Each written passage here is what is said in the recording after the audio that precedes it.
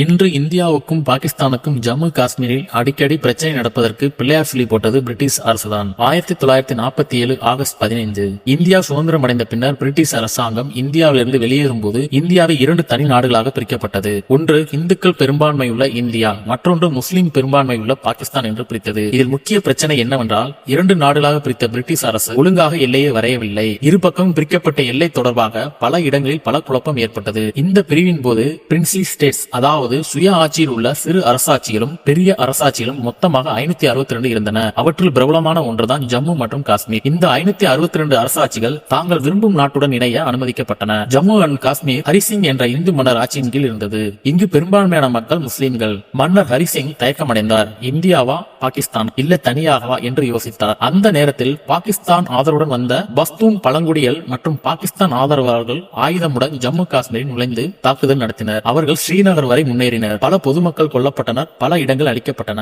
அப்போது ஹரிசிங் மன்னர் பயத்தில் இருந்து இந்திய அரசிடம் உதவி கேட்டு இந்தியாவுடன் இணைய ஒப்பந்தத்தில் கையெழுத்திட்டார். இந்தியா உடனே ராணுவத்தை அணைத்து பாகிஸ்தானை எதிர்த்து போராடி இந்திய ராணுவம் பெரும்பான்மையான காஷ்மீர் பகுதியை மீட்டது. ஆனாலும் பாகிஸ்தான் ஒரு பகுதியை கைப்பற்றியது.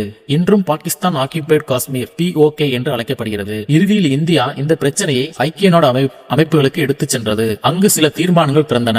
பாகிஸ்தான் தனது படைகளை வாபஸ் பெற வேண்டும் என்றும், ஆனால் பாகிஸ்தான் படைகள் விளக்கவில்லை. அதனால் பிரச்சனை இன்றளவு நீடித்துக் கொண்டே இருக்கிறது. இன்றும் பாகிஸ்தான் ஜம்மு காஷ்மீர் எங்களுடையதுதான் என்று பல நேரங்களில் பல பிரச்சனையை உருவாக்கி கொண்டே இருக்கின்றன.